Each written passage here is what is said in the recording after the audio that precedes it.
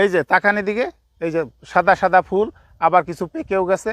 এর নাম হলো দণ্ডকলস, দম কলস, কোনো এলাকায় শ্বেতাদ্রোণ নামেও পরিচিত। তাকানি দিকে এই যে গাছটি, এই গাছের গুণাগুণ যদি আপনার জানা থাকে, টুকিটাকি যে রোগের চিকিৎসা আপনি নিজেই করতে পারবেন।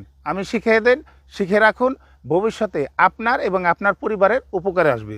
যদি কারো, এই যেদিকে তাকান, যদি কারো শ্বাস হাঁপানি কষ্ট থাকে, দয়া করে একবার হলেও পরীক্ষা করেন। উপকার যদি না পান আমাকে কমেন্টস করেন। সেটি হলো এই যে দণ্ডকলসের মূল, এই যে দেখেন তাকানি দিকে, এই যে মূল তোলার পরে ভালোভাবে ধুলাই করবেন।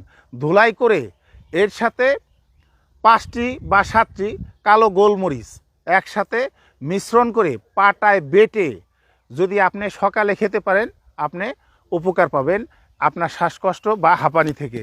2 নম্বর হলো যাদের সর্দি জ্বর, অর্থাৎ এই যে গরমের সময় হঠাৎ করে ঠান্ডা লেগে জ্বর এসে যায়, কি করবেন? এই যে দিকে তাকান, এই যে পাতাগুলি, এই পাতাগুলি সুন্দরভাবে তুলবেন, ধুলাই করবেন, সাথে একটু কালিজিরা, একটু রসুন, একটু কাঁচামরিচ পাটায় বেটে ভর্তা তৈরি করেন। তাকান, ভর্তা তৈরি করেন, আপনি গরম ভাতের সাথে খেয়ে নেন, দেখবেন আপনার জ্বরও চলে যাবে, শরীর ব্যথা, মাথা ব্যথা অনেক উপকার পাবেন।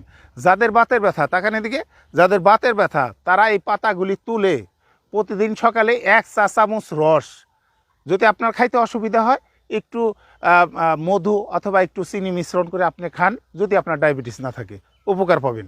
যাদের চুলকানি তাকানি দিকে, যাদের চুলকানি এই গরমের সময় চুলকানি বৃদ্ধি পায়, তার কারণ এই আবহাওয়াজনিত কারণে অনেকের এই চুলকানি বৃদ্ধি পায়। যদি চুলকানি হয়, তাকানি দিকে এই যে দণ্ডকলস, এর পাতা তুলে নেবেন, তুলে ভালোভাবে ধুলাই করবেন। ধুলাই করার পরে এর সাথে, এই পাতার সাথে, তাকানি দিকে, এই পাতার সাথে আপনি কাঁচা হলুদ মিশ্রণ করবেন। মিশ্রণ করার পরে পেস্ট করবেন, সেই পেস্টের সাথে খাঁটি নারকেল তেল মিশ্রণ করবেন। এইবার আপনার চুলকানি যে সমস্ত অংশে শরীরের আছে আপনি ভালোভাবে লাগিয়ে রোদ্রে আধা ঘন্টা 40 মিনিট আপনি দাঁড়িয়ে থাকেন। দাঁড়িয়ে থাকার পরে গোসল করেন, দেখবেন এই যে আপনার শরীরের চুলকানি কত উপকার। এটি প্রাকৃতিক, যে কথাগুলি বললাম আপনার উপকার ছাড়া ক্ষতি হওয়ার সম্ভাবনা খুবই কম। যদি ভিডিওটি ভালো লেগে থাকে, মানুষের উপকারার্থে একটি লাইক, কমেন্ট, শেয়ার করতে পারেন। ধন্যবাদ।